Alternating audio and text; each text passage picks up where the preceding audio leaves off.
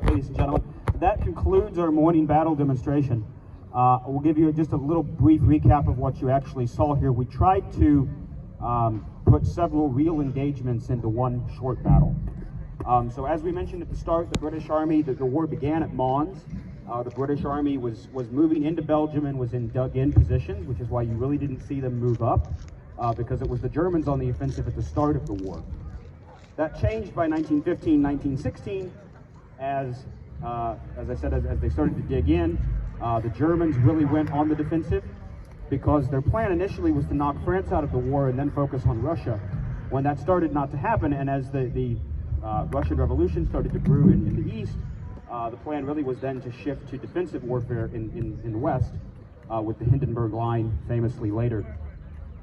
The second thing that you saw as British and French troops moved up to reinforce them was what was called the Kindermord, it was very loosely translated to the slaughter of the children. And that's because Germany at the time had used conscripts to bolster its army.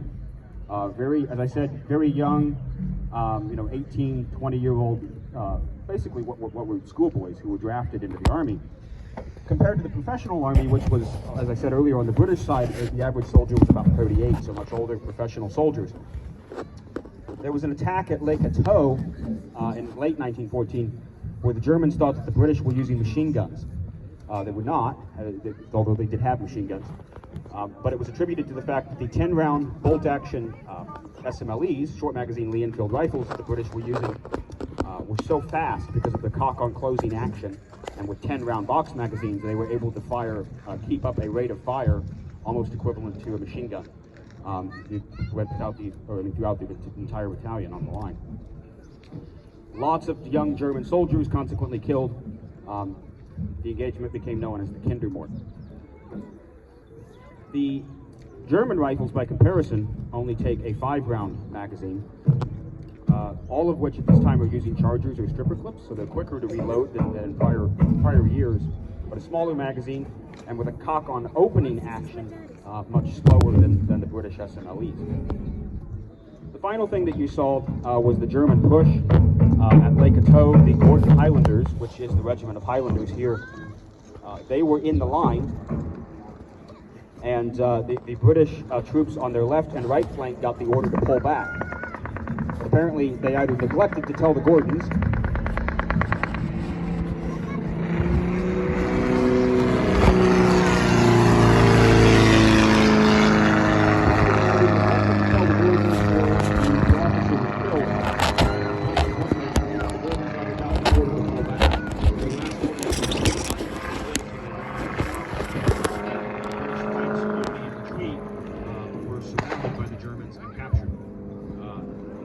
later, however, many of them were back in the line, because although the Germans had captured them and they didn't really have prison camps yet built, but they were containing them in camps behind the lines, weren't really guarded.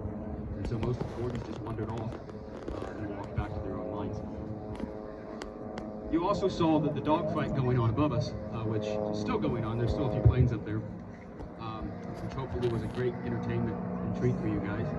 Here comes another one.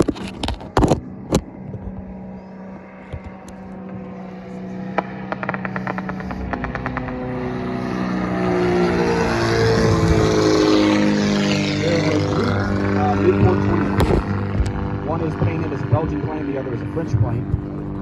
This one behind me is a Fokker, Fokker as they were known, German aircraft.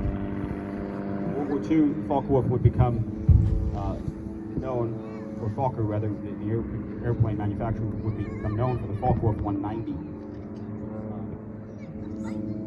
Here they're Fokker 1s, Fokker 2s, Fokker 3s, but they became known, like I say, in World War II for their famous 190 aircraft, replaced with the F-109. The final thing that I'll say that you didn't see here, but is of relevance to the artillery piece here and the horses that you see on the field. At Lake Atteau, the British 9th Lancers charged the German gun batteries. They also charged the German baggage train. It was one of the last great charges by cavalry, not against infantry, but against artillery and things that could do less damage. Strategic positions. That would not happen again until 1918 when the war became more fluid and cavalry was put back into the field, so it was kind of the last great action of the cavalry in November of 1918. And at Ney, just a few months later, or sometimes pronounced Neri, if you spell it phonetically the way the English would, Ney in French. L Battery of the Royal Horse Artillery received the most number of Victoria Crosses in one engagement. As the British were pulling back, the other guns in the battery had been destroyed, and a detail stayed behind to fire all of the ammunition that they had.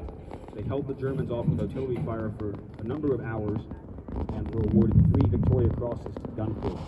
By the end of the engagement, the spokes in the wheels were shot away, the gun was out of ammo, most of its crew had been wounded or killed, but as I say, there were 3 Victoria Crosses awarded in that action. The Victoria Cross is equivalent to the Medal of Honor, perhaps arguably, debatably, a little higher because of the specific language that it not only has to be won under enemy fire, but that it has to significantly change the engagement.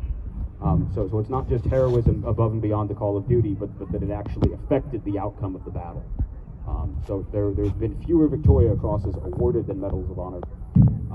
In the 1930s, there was an exchange between the unknown soldiers, and Roosevelt had gone to Europe to present Churchill, or the British government at that time. Churchill was the representative, he was not yet Prime Minister, to present them with the Medal of Honor for their unknown soldier.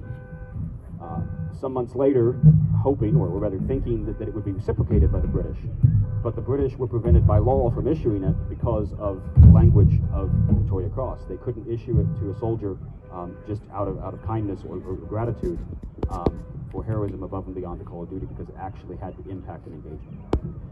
This changed in World War II because a lot of the British medals that you'll see were campaign medals, which means that you actually had to win them in combat, not just that you were in the theater of operations, but that you actually saw combat.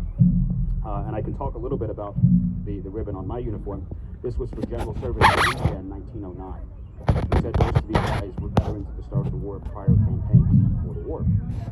But the American ribbons that were issued during the Second World War were issued to everybody who was in theater. And so by 1945, the British were a little pissed because you had Americans walking around London with lots and lots of combat ribbons because they'd been in the 8th Air Force since the start of the war. And even though some of them had been in combat, they had been in the theater of operations, they'd gotten good conduct medals, they had a chest full of ribbons, while the British soldiers that had been there since 1939 had maybe one measly little ribbon. And you can imagine that it impressed many of the girls and the other, high society folks. And so the British changed their medal requirements in 1945 and started issuing theater-wide campaign ribbons for everyone. But the original Victoria Cross was designed to be the only medal awarded to regular soldiers. Until the Victoria Cross was invented in the 1850s, no medals were actually issued to private soldiers. They were only for officers. And that continued up through the post-World War as well. So I believe that concludes our battle demonstration, but as I said, please do come back at 3 o'clock. You will see the American late war 1918 battle. You will see a lot of equipment changes. As I said, the start of the war was very colorful with tartan and Glengarries and all of the French blue and white uniform that you saw the Zouaves here, or Zouaves in. That actually you would have seen in the American Civil War, because there were American regiments that were patterned off of the Zouave uniforms. But the French were still wearing that kind of light blue, or rather dark blue uniform with red cap in the early days of World War I. As I said, he has white trousers on, if you look to behind the tree here, but the French were also wearing red trousers, so very colorful to start with. The British, kind of the same thing. As I said, kilts, Glengarries, all of the brass is bright and shiny. You can notice my officer's uniform, the rank is on the cuffs. That made you a bit of a target. So by 1916, all of this had changed. The French had gone to blue uniforms, rising blue, which matched the tone of the clay in Flanders. The Germans are wearing darker gray uniforms. The British really haven't changed their uniforms. They're khaki, but they've adopted helmets and gas masks.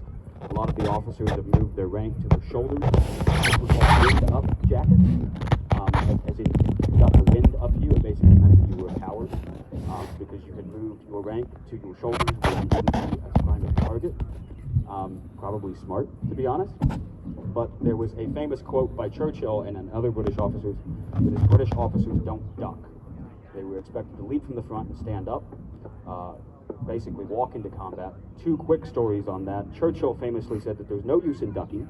By the time you do, the bullet has already passed you. So it was kind of seen that you don't show cowardice in front of your men. The second story actually has to do with the movie A Bridge Too Far. If you've ever seen the movie A Bridge Too Far about the Second World War, Colonel Robert Frost was an advisor on the set. David Attenborough, the director, decided that Frost in the movie would run across the street to get to the building across the street to deliver an order. And Frost, the real Colonel Frost, stopped the set, demanded that they reshoot the scene because he said, in 1944, when I crossed this street, I did not run, I threw my shoulders back and walked across the street calmly. He said, no, I was scared the whole time, but I wasn't going to show my men that. So they reshot the scene. Frost left. If you notice, and you've seen the movie, he's running across the street in the movie, because the minute that Frost left the scene, David Attenborough said, I don't like it, it doesn't look authentic, people won't understand it, we're reshooting the scene. So that's just a brief story about sort of the mentality of British officers and why the rank does move from the sleeves to the shoulders. By World War II it is on the shoulders, but it wasn't liked, because there was a lot of this was traditional. But by 1918 it so in the second battle, you will see helmets, you will see gas masks, you will see more machine guns, and all the modern machinations of the war that the 4 years from the start of the war to the end of the war. But in the meantime, we have a uniform and weapons demonstration at 1 o'clock, so please do come back for that. We're going to talk more in depth about the weapons. They'll show off their weapons, fire their weapons, talk to you about their uniforms. At 3 p.m. after the later battle, and there will be camp activities, and definitely get inside the museum at some point all day. We'll be here until I think we close to the public at 5. So come back, you'll see the planes, maybe they'll do a little bit more for the second battle. The second battle will be a little bit more movement and more open as we're trying to break the trench line. So thank you all for coming out. Hopefully you've learned something about World War I history today. The important thing to remember in World War II even more so, but that, you know, many of you may know people in your family, whether it's in your own family, in, you know, not maybe World War I, but your neighbor or somebody in your neighbor's family that would have fought in World War I. World War II had a larger impact because it was a larger scale war, but even though this is over 100 years old at this point, it's still really recent history. Grandfathers, great-grandfathers, people that served, and that's why we're here, of course, is to tell their story and keep the story of the veterans alive. So thank you all for coming out. Thank you for indulging me. And hopefully we've done enough today to honor their legacy and keep that story alive. Thank you.